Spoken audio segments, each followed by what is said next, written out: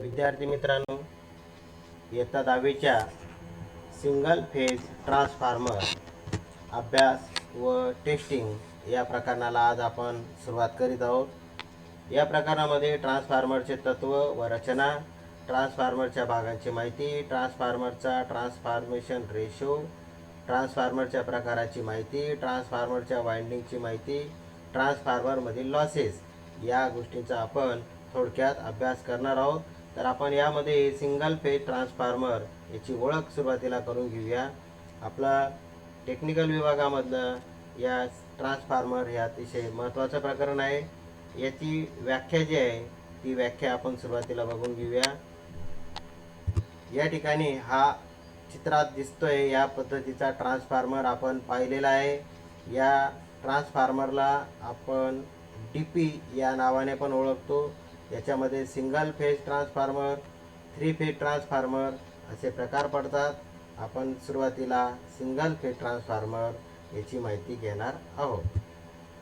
तर याचा परिचय करून घेत असताना फ्रिक्वेन्सी आणि पॉवरमध्ये कोणतेही बदल न करता AC सर्किटमधील विद्युत ऊर्जा एका सर्किट करून दुसऱ्या सर्किटकडे पाठवणाऱ्या स्थिर साधनाला ट्रान्सफॉर्मर असे म्हणतात. हे नीट लक्षात घ्या. कोणत्याही प्रकारचा बदल न करता, तर फ्रिक्वेन्सी जी असते ती फ्रिक्वेन्सी आणि पॉवर याच्यामध्ये कुठलाही बदल न करता AC सर्किटमधील विद्युत ऊर्जा एका सर्किट करून दुसऱ्या सर्किटकडे पाठवणाऱ्या स्थिर साधनाला ट्रान्सफॉर्मर म्हणतात. असा प्रश्न आला की ट्रान्सफॉर्मर म्हणजे काय, तर हे त्याचं उत्तर आहे. या ट्रान्सफॉर्मरमुळे AC उच्च व्होल्टेजचे कमी व्होल्टेजमध्ये अथवा कमी व्होल्टेजचे उच्च व्होल्टेज किंवा अति उच्च व्होल्टेजमध्ये रूपांतर करता येते. नीट लक्षात घ्या. AC उच्च व्होल्टेजचे कमी व्होल्टेज म्हणजे जास्त दाब असेल, व्होल्टेज जास्त असेल तर त्याचं कमी पण करता येतं आणि कमी असेल तर ते व्होल्टेज वाढवता पण येतं. असं दोघं प्रकार या ट्रान्सफॉर्मरमध्ये आपल्याला करता येतात. ट्रान्सफॉर्मर हे एक AC प्रवाहावर चालणारे असे एक स्थिर साधन आहे. याच्यामध्ये कुठलेही यंत्र नाही, ते कुठल्याही प्रकारचे त्याच्यामध्ये घर्षण होत नाही किंवा ते फिरत नाही, तर ते स्थिर साधन आहे. आता याचं तत्व बघू आपण. ट्रान्सफॉर्मर हा इलेक्ट्रोमॅग्नेटिक इंडक्शनच्या कंसात म्युच्युअल इंडक्शन तत्वानुसार कार्य करतो. प्रश्न असा येऊ शकतो, ट्रान्सफॉर्मरचे तत्व लिहा. तर आपण या ठिकाणी त्याचं उत्तर लिहू शकतो. इलेक्ट्रोमॅग्नेटिक इंडक्शन म्हणजे म्युच्युअल इंडक्शनच्या तत्वानुसार कार्य करतो. तर म्युच्युअल इंडक्शन काय हे थोडक्यात आपण या ठिकाणी समजून घेऊया.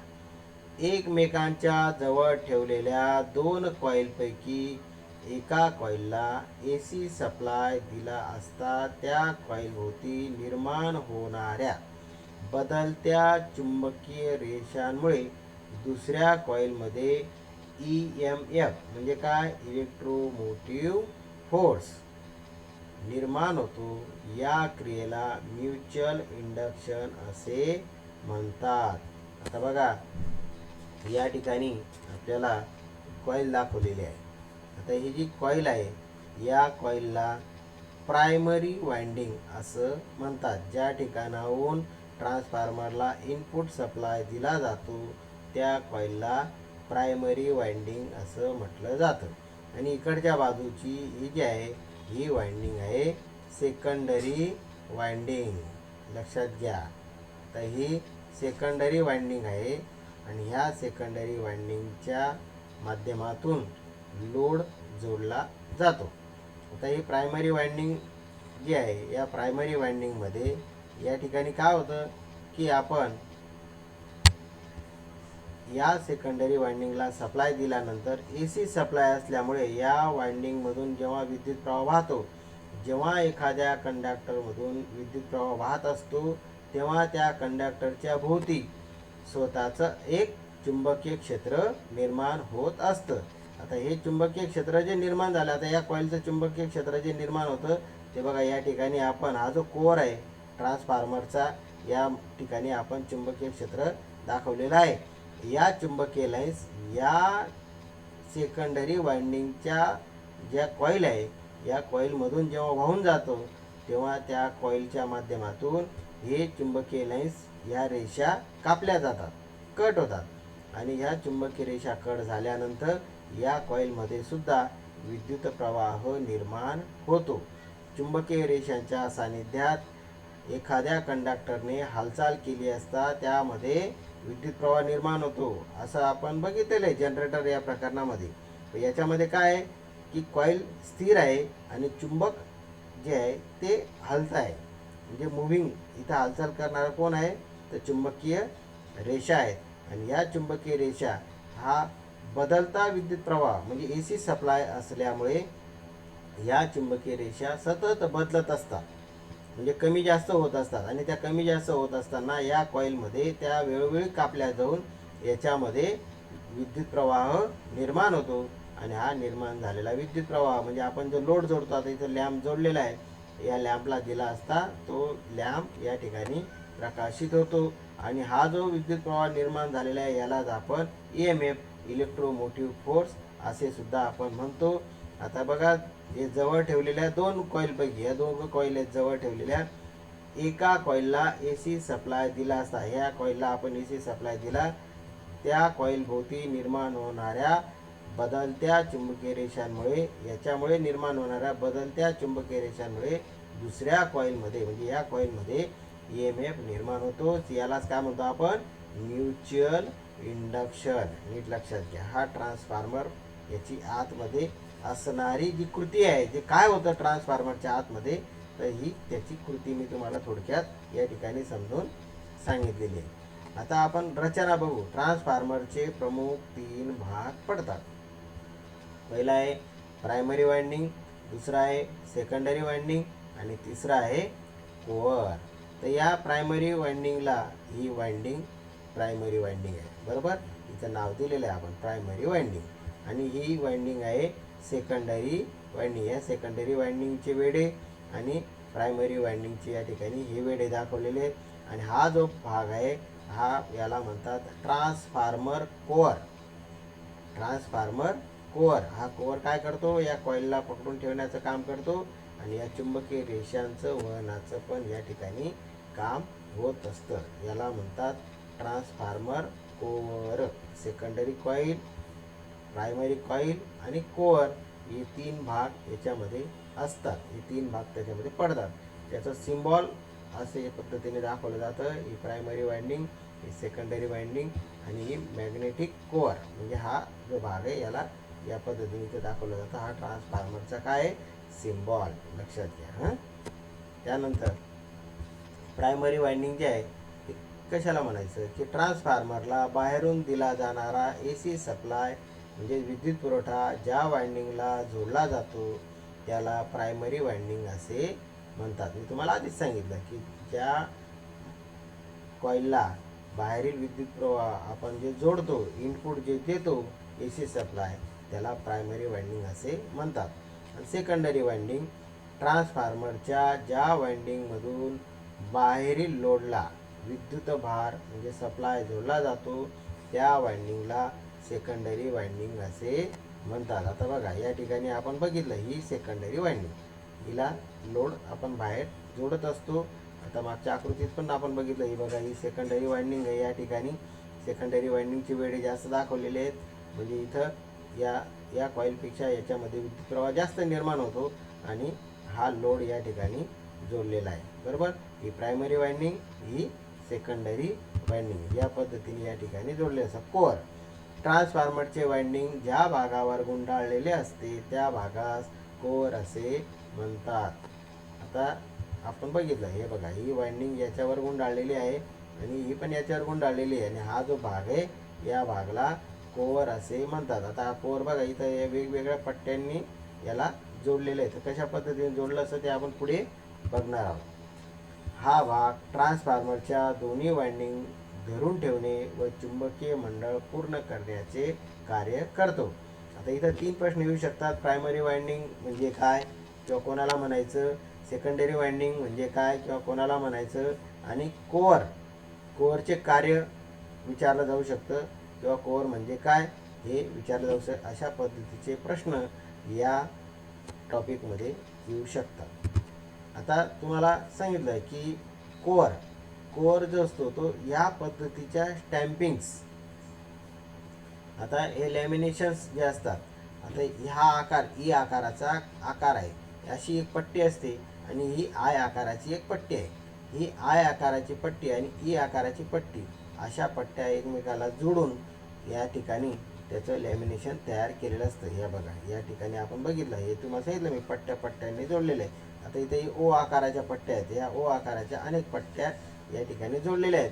तर त्या ओ आकार कसा तयार झाला, तर त्या ठिकाणी सी आणि इकडनं पण सी किंवा सी आणि आय अशा 2 प्रकारच्या पट्ट्या जोडून या ठिकाणी त्याला तयार केलेलं असतं. बघा, या ठिकाणी पण खाली दाखवलेलं आहे. आता इथं बघा, ही एक एल आकाराची पट्टी आहे, म्हणजे ही पट्टी आहे बघा, इथं ही दाखवली बरोबर, आणि ही दुसऱ्या इथं एल आकाराचा हा एक पट्टा आहे. अशा पद्धतीने ही जी आहे एल लॅमिनेशनमध्ये हा कोर टाईप ट्रान्सफॉर्मर बनवलेला असतो, आणि हा शेल टाईप ट्रान्सफॉर्मर जो आहे तो ई आणि आय या 2 आकारामध्ये शेल टाईप लॅमिनेशन केलं असं. बघा, ही शेल टाईप ट्रान्सफॉर्मर या ठिकाणी बनवलेला आहे. तर कोर टाईप आणि शेल टाईप अशा 2 प्रकारचे हे या ठिकाणी ट्रान्सफॉर्मर आपल्याला दिसत आहेत, आणि त्याच्यावरती या पद्धतीचं वाइंडिंग केलेलं असतं. या ठिकाणी बघा, या शेल टाईपमध्ये सेंटरला वाइंडिंग केलेले 2 कॉईल दाखवलेल्या आहेत, 2 कॉईल, आणि या ठिकाणी या वेगवेगळ्या 2 कॉईल या ठिकाणी दाखवलेल्या आहेत. तर लक्षात घ्या, हाय व्होल्टेज आणि लो व्होल्टेज अशा प्रकारच्या कॉईल या ठिकाणी निळ्या अक्षराने ही लो व्होल्टेज इथं दाखवलेली आहे, आणि त्यानंतर ही दुसरी पण लो व्होल्टेज आपल्याला कॉईल या ठिकाणी दाखवलेली आहे, आणि हाय व्होल्टेज कॉईल दाखवली. कॉईल सारख्याच आहेत, परंतु त्यांची जोडण्याची जागा या 2 ठिकाणी शेल टाईप आणि कोर टाईप हे 2 प्रकारच्या ट्रान्सफॉर्मरमध्ये वेगवेगळ्या ठिकाणी दाखवलेलं आहे. आता या ठिकाणी ही प्रायमरी वाइंडिंग आणि सेकंडरी वाइंडिंग. आता ही प्रायमरी वाइंडिंग आणि सेकंडरी वाइंडिंग ही जी दाखवलेली आहे, तर ही सेकंडरी वाइंडिंगची वेळे कमी आहेत आणि प्रायमरी वाइंडिंगची वेळे या ठिकाणी जास्त दाखवलेली आहेत. म्हणजे याचा अर्थ काय होतं की प्रायमरी वाइंडिंगला जर आपण जास्त विद्युत प्रवाह आहे, त्याच्यामध्ये जास्त प्रमाणात विद्युत प्रवाह चुंबकीय लाईन्स तयार होत आहेत, परंतु सेकंडरी वाइंडिंगचे वेढे कमी असल्या कारणाने या ठिकाणी सेकंडरी वाइंडिंगमधून विद्युत प्रवाह तयार होण्याचं प्रमाण हे कमी राहील, कारण चुंबकीय लाईन्स सेकंडरी वाइंडिंगमधून कमी प्रमाणात कापल्या जातात, आणि चुंबकीय लाईन्स कमी प्रमाणात कापल्या गेल्यामुळे या सेकंडरी वाइंडिंगमध्ये तयार होणारा विद्युत प्रवाह हा कमी राहील. म्हणजे प्रायमरी वाइंडिंगपेक्षा सेकंडरी वाइंडिंगचं जे वेढे आहेत ते कमी असल्यामुळे इथं विद्युत प्रवाह कमी तयार होईल. हा जो ट्रान्सफॉर्मर आहे याला स्टेप डाऊन ट्रान्सफॉर्मर असंही म्हणतात. आता हे प्रायमरी वाइंडिंग आणि सेकंडरी वाइंडिंग यांची रचना सिम्बॉलिक पद्धतीने या पद्धतीने केलेलं असतं. ही प्रायमरी वाइंडिंग आहे, इकडे ही सेकंडरी वाइंडिंग, आणि या सेकंडरी वाइंडिंगला हा जोडलेला लोड आहे. म्हणजे आपण जो विद्युत प्रवाह वापरतो तो विद्युत प्रवाह या ठिकाणी जोडलेला आहे. आता सिंगल फेज ट्रान्सफॉर्मरची रचना व त्याची कार्यपद्धत कशी असते ती आपण थोडक्यात बघू. ट्रान्सफॉर्मरचे core, primary winding, secondary winding असे 3 प्रमुख घटक असतात. आपण आत्ताच बघितलं. कोअर बनवण्यासाठी पातळ सिलिकॉन स्टीलच्या लॅमिनेशनचा वापर करतात. आत्ताच आपण त्या पट्ट्या बघितल्या ना, या ठिकाणी हे बघा, या ज्या पट्ट्या बघितल्या या पातळ सिलिकॉन स्टीलपासून बनवलेल्या असतात, नीट लक्षात घ्या, आणि याच्या अनेक पट्ट्या एकत्र जोडून या ठिकाणी हा ट्रान्सफॉर्मर बनवलेला असतो. असं बनवण्याचं कारण काय की जेव्हा या ट्रान्सफॉर्मरमध्ये या कॉईलमधून निर्माण झालेल्या चुंबकीय लाईन्स या कॉईलमधून कापल्या जातात, ही क्रिया होत असताना म्हणजे म्युच्युअल इंडक्शन घडत असताना या ट्रान्सफॉर्मरमध्ये प्रचंड प्रमाणात उष्णता निर्माण होते, आणि ही निर्माण झालेली उष्णता या गॅपमधून म्हणजे या ठिकाणी पट्ट्या असल्याने याच्यामधून हवा खेळती राहणे किंवा ऑइल भरलेला असेल तर ऑइलमधून ती ऑइल याच्यातून पास होऊन या ज्या ट्रान्सफॉर्मरमध्ये एकूण निर्माण होणारी जी उष्णता आहे ही उष्णता कमी करण्याचं काम या ठिकाणी होत असतं. चुंबकीय रेषा एकवटण्यासाठी आणि चुंबकीय सर्किट पूर्ण करण्यासाठी हिचा उपयोग होतो. आता आपण बघितलं ते सिलिकॉन स्टीलच्या लॅमिनेशनचा उपयोग काय आहे तर वाइंडिंग बसवलेल्या कोअरच्या भागाला लिंब आणि उरलेल्या भागाला योक असे म्हणतात. वाइंडिंग बसवलेल्या कोअरच्या भागाला, ज्या ठिकाणी वाइंडिंग बसवलेली आहे अशा भागाला, म्हणजे आता या ठिकाणी जी वाइंडिंग बसवलेली आहे ही वाइंडिंग बसवलेला भाग म्हणजेच काय आहे की हा बघा इथं जो वाइंडिंग बसवलेला भाग आहे याला लिंब असं म्हणतात आणि इतर जो भाग आहे त्याला आपण काय म्हणतो योक. लिंबवर प्रायमरी व सेकंडरी वाइंडिंग विशिष्ट पद्धतीने इन्सुलेट करून बसवलेल्या असतात. इलेक्ट्रिक पॉवरच्या ट्रान्समिशनसाठी वापरल्या जाणाऱ्या ट्रान्सफॉर्मरचे व्होल्टेज रेटिंग, करंट रेटिंग आणि power rating KVA kilowatt ampere या ठिकाणी मध्ये असते. अशा ट्रान्सफॉर्मरचे डिझाईन करताना त्यामध्ये निर्माण होणारी उष्णता, लिकेजेस, लॉसेस आणि त्यापासून येणारे संभाव्य धोके विचारात घेऊन यामध्ये अनेक सुरक्षा घटक वापरलेले असतात. आता ही प्रायमरी वाइंडिंग, सेकंडरी वाइंडिंग या आधीच तुम्हाला मी समजून सांगितलेलं आहे. आणि या ठिकाणी हा काय आहे कोअर, सेकंडरी वाइंडिंगला हा इथं जोडलेला आहे लोड. आता बघा ट्रान्सफॉर्मर हा म्युच्युअल इंडक्शनच्या तत्वावर कार्य करतो. आता आधीच आपण म्युच्युअल इंडक्शन त्याचं बघितलेलं आहे. ट्रान्सफॉर्मरची प्रायमरी वाइंडिंग AC सप्लायला जोडली असता प्रायमरी वाइंडिंग भोवती चुंबकीय रेषा निर्माण होतात. आता ही प्रायमरी वाइंडिंग, हिला AC सप्लाय जोडला असता हिच्या भोवती चुंबकीय रेषा अशा पद्धतीने निर्माण होतात. या चुंबकीय रेषा कोअरमधून वाहतात. आता ही जी कोअर आहे या कोअरमधून या चुंबकीय रेषा वाहतात व सेकंडरी वाइंडिंग मार्फत कापल्या जातात. ही सेकंडरी वाइंडिंग या कोअरला आहे. हा कोअर या ठिकाणाहून गेलेला आहे, या कोअरवरती सेकंडरी वाइंडिंग असल्यामुळे या चुंबकीय लाईन्स इथून वाहत असताना या कॉईल मार्फत त्या कापल्या जातात म्हणजे कट होतात. आणि सेकंडरी वाइंडिंगमध्ये म्युच्युअल इंडक्शनमुळे EMF निर्माण होते. यावेळेस जिथं चुंबकीय लाईन्स कापल्या जातात तेव्हा या कॉईलमध्ये EMF इलेक्ट्रोमोटिव्ह फोर्स निर्माण होतो, म्हणजे एक प्रकारचा विद्युत प्रवाह निर्माण होतो. हा निर्माण झालेला विद्युत दाब सेकंडरी वाइंडिंगच्या वेड्यांच्या संख्येवर अवलंबून असतो. आता या सेकंडरी वाइंडिंगची वेड्यांची संख्या कशी आहे, जास्त संख्या असेल याच्यापेक्षा प्रायमरीपेक्षा तर प्रायमरीपेक्षा जास्त विद्युत प्रवाह या ठिकाणी निर्माण होतो. त्या ट्रान्सफॉर्मरला स्टेप अप ट्रान्सफॉर्मर म्हणतात. आणि प्रायमरी वाइंडिंगपेक्षा सेकंडरी वाइंडिंगचे वेढे कमी असतील तर त्या ठिकाणी त्या ट्रान्सफॉर्मरला स्टेप डाऊन ट्रान्सफॉर्मर असे म्हणतात. आता हे आपण प्रकार पुढे बघणार आहोत. वेढे जितके जास्त तितका जास्त विद्युत दाब निर्माण होईल. सेकंडरी वाइंडिंग लोडला जोडले असता सेकंडरी मधून प्रवाह वाहू लागतो. अशा प्रकारे ट्रान्सफॉर्मर कार्य करीत असतो. अतिशय सोपी या ठिकाणी क्रिया त्याची दिलेली आहे. आता हा कोर टाईप ट्रान्सफॉर्मर आणि शेल टाईप ट्रान्सफॉर्मर आपण आधीच बघितले, हे त्याचे प्रकार आहेत. आता ट्रान्सफॉर्मेशन रेशो हा कसा असतो ते नीट लक्षात घ्या. सेकंडरी वाइंडिंग मधील वेढे म्हणजे NS आणि प्रायमरी वाइंडिंग मधील वेढे म्हणजे NP यांच्यातील गुणोत्तरास टर्न्स रेशो म्हणतात. म्हणजे ते वेड्यांचा रेशो, त्याला सेकंडरी वाइंडिंग मधील वेढे NS आणि NP असं, प्रायमरी वाइंडिंगचे NP आणि इकडे NS, K बरोबर NS भागिले NP, याचं जे गुणोत्तर येईल ते म्हणजे काय टर्न्स रेशो. बरोबर, आपल्याला फक्त एवढं इथं लक्षात घ्यायचं आहे की K आणि टर्न्स रेशो कशाला म्हणतात तेवढं लक्षात घ्यायचं फक्त. सेकंडरी व्होल्टेज म्हणजे ES आणि प्रायमरी व्होल्टेज म्हणजे EP लक्षात घ्या. सेकंडरी व्होल्टेज म्हणजे ES आणि प्रायमरी व्होल्टेज म्हणजे EP यातील गुणोत्तरास व्होल्टेज रेशो असे म्हणतात. K बरोबर ES भागिले EP.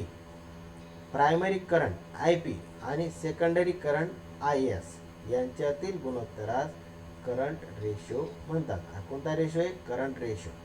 तर K बरोबर IP भागिले IS. आता टर्न्स रेशो, व्होल्टेज रेशो आणि करंट रेशो या सर्वांचा मिळून तयार होतो तो काय? Transformation ratio. त्याला काय म्हणतात? Transformation ratio. आणि त्यासाठी के हे चिन्ह वापरलं जातं. लक्षात घ्या, ट्रान्सफॉर्मेशन रेशो कशाला म्हणतात त्याच्यासाठी बघा, इथं टर्न्स रेशो म्हणजे काय, नंतर व्होल्टेज रेशो म्हणजे काय, नंतर आपण करंट रेशो म्हणजे काय, हे तिघ गोष्टी बघितल्या. आणि तिघांचा जो गुणोत्तर असतं त्याला म्हटलं जातं ट्रान्सफॉर्मेशन रेशो. नीट लक्षात घ्या. आता कोणत्याही ट्रान्सफॉर्मरमध्ये असणाऱ्या प्रायमरी व सेकंडरी वाइंडिंगमधील वेड्यांच्या संख्येवर सेकंडरीमध्ये इंड्युस्ड EMFचे प्रमाण अवलंबून असते. आता समजा एखाद्या ट्रान्सफॉर्मरच्या प्रायमरी वाइंडिंगमधील वेड्यांपेक्षा सेकंडरीमधील वेड्यांची संख्या जास्त असल्यास त्यामध्ये जास्त EMF निर्माण होते. मी आधीच सांगितलं तुम्हाला, जर सेकंडरीमध्ये वेडे जास्त असतील, बघा या ठिकाणी उदाहरण दिलेलं आहे, प्रायमरीची वेडे कमी आहेत, सेकंडरीची जास्त आहेत. आता प्रायमरीमध्ये जे चुंबकीय लाईन्स निर्माण होते या कोअर मार्फत त्या चुंबकीय लाईन्स वाहून नेल्या जातील, परंतु सेकंडरीचे वेडे जास्त असल्यामुळे या ठिकाणी जास्त प्रमाणात चुंबकीय लाईन्स कापल्या जातील. आणि या जास्त प्रमाणात चुंबकीय लाईन्स कापल्या गेल्या म्हणजे या ठिकाणी निर्माण होणारा विद्युतदाब हा प्रायमरीपेक्षा कसा असेल? जास्त असेल. बघा इथं प्रायमरीचा हा विद्युतदाबचं चिन्ह दाखवलेलं आहे, AC सप्लाय, तो कमी प्रमाणात आहे. आणि इथं सेकंडरीमध्ये तयार होणारा विद्युतदाब हा जास्त प्रमाणात आहे. म्हणून या ट्रान्सफॉर्मरला म्हटलं जाईल स्टेप अप ट्रान्सफॉर्मर. नीट लक्षात घ्या, कोणता ट्रान्सफॉर्मर आहे? Step up transformer. एखाद्या ट्रान्सफॉर्मरच्या प्रायमरीमधील वेड्यांच्या संख्येपेक्षा सेकंडरीमधील वेड्यांची संख्या कमी असल्यास सेकंडरीमध्ये कमी प्रमाणात EMF निर्माण होतो. आता कमी प्रमाणात EMF निर्माण झाला म्हणजे त्याला काय म्हणायचं? Step down transformer. तर बघा हा स्टेप डाऊन ट्रान्सफॉर्मर. प्रायमरीचे वेडे बघा जास्त आहेत, 1000 व्होल्ट 2 अँपिअरचा विद्युत प्रवाह इथे दिला आहे, इथं 50 टर्न्स दाखवलेले आहेत. आणि सेकंडरीला फक्त 10 वेडे आहेत, बरोबर. तर त्याचं आउटपुट काय आहे? 200 व्होल्ट आणि 10 अँपिअर करंट वाढलेलं आहे, बरोबर. परंतु व्होल्टेज जे आहे ते काय झालेलं आहे? कमी झालेलं आहे. लक्षात घ्या. आणि वॅटेज मात्र याचं सारखंच आहे, 2000 वॅटेज. हा कोअर, याचं व्होल्टेज कमी झालं म्हणजे स्टेप डाऊन ट्रान्सफॉर्मर. ज्याच्यातून व्होल्टेज वाढून मिळतं तो स्टेप अप ट्रान्सफॉर्मर. ज्याच्यातून व्होल्टेज कमी झालं तो स्टेप डाऊन ट्रान्सफॉर्मर. नीट लक्षात घ्या. आता ट्रान्सफॉर्मरचे फायदे. आता काय फायदे आहेत? 1 नंबर, हे एक स्थिर साधन असल्यामुळे घर्षणीय हानी, फ्रिक्शनल लॉस होत नाही. याच्यामध्ये कुठलेच घर्षण होत नाही, स्थिर साधन आहे. आपण बघतो ट्रान्सफॉर्मर ठिकठिकाणी लावले असतात, परंतु त्याचं नादुरुस्त होण्याचं प्रमाण खूप कमी असतं. यामध्ये कोणतेही फिरणारे भाग नसल्याने देखभाल खर्च कमी होतो, त्याची देखभाल जास्त करावी लागत नाही. विद्युत शक्तीचे रूपांतर सहजरित्या कमी खर्चात करता येते. आता याचं रूपांतर जे आहे म्हणजे कमी किंवा जास्त हे आपल्याला अगदी सहजपणे करता येतं आणि कमी खर्च लागतो. त्यामुळे विद्युत शक्तीचे एका ठिकाणाहून दुसऱ्या ठिकाणी कमी खर्चात विद्युत शक्ती जी आहे, आता आपण बघतो विद्युत शक्तीचे वन, जिथं वीज निर्माण झालेली असते, निर्माण झालेली वीज ट्रान्सफॉर्मर मार्फत म्हणजे ग्रीड लाईन मार्फत, सबस्टेशन मार्फत वेगवेगळ्या ठिकाणी तिला पाठवलं जातं. नंतर हे स्थिर साधन असल्यामुळे इन्सुलेशन करणं सोपं जातं, त्याला इन्सुलेट करणं अतिशय सोपं जातं. अशा पद्धतीने त्याचे हे फायदे आहेत. या ठिकाणी आपण आता काय काय बघितलं नीट लक्षात घ्या. मी थोडक्यात तुमची रिव्हिजन करून देतो आणि मग आपण या प्रकरणाचा पुढचा भाग पुढील याच्यात बघू. सिंगल फेज ट्रान्सफॉर्मरची आपण या ठिकाणी ओळख करून घेतली. ट्रान्सफॉर्मर कोणाला म्हणायचं हे सुरुवातीला आपण बघितलं. नंतर मग हाय व्होल्टेजचं कमी व्होल्टेजमध्ये आणि हाय व्होल्टेजचं अति उच्च व्होल्टेजमध्ये आपण या ठिकाणी त्याचं रूपांतर करू शकतो. आणि AC प्रवाहावर चालणारं हे यंत्र आहे, हे नीट लक्षात घ्या. नंतर ट्रान्सफॉर्मरचं तत्व आपण बघितलं. म्युच्युअल इंडक्शनच्या तत्वावर तो कार्य करतो. म्युच्युअल इंडक्शन कशाला म्हणायचं तेही आपण या आकृतीच्या सहाय्याने समजून घेतलं. नंतर याचे प्रमुख 3 भाग प्रायमरी, सेकंडरी आणि कोअर हे 3 भाग नीट लक्षात ठेवायचे, हे आपण या ठिकाणी बघितलं. नंतर प्रायमरी वाइंडिंग, सेकंडरी वाइंडिंग आणि कोअर कशाला म्हणायचं ते आपण या ठिकाणी बघितलेलं आहे. नंतर या ठिकाणी शेल टाईप लॅमिनेशन्स आणि कोर टाईप लॅमिनेशन्स या ज्या आहेत याचे ट्रान्सफॉर्मर बनवण्यासाठी या लॅमिनेशन्स वापरलेले असतात. या आपण या ठिकाणी या आकृतीच्या सहाय्याने हे समजून घेतलेलं आहे. नंतर प्रायमरी वाइंडिंग, सेकंडरी वाइंडिंग त्याची रचना आपण इथं बघितलं, त्याचा डायग्राम या ठिकाणी बघितला. नंतर सिंगल फेज ट्रान्सफॉर्मरची रचना आणि कार्यपद्धत ही आपण व्यवस्थितरित्या या ठिकाणी समजून घेतलेली आहे. व्होल्टेज रेटिंग, करंट रेटिंग आणि पॉवर रेटिंग हे पण आपण या ठिकाणी आपण बघितलेलं आहे.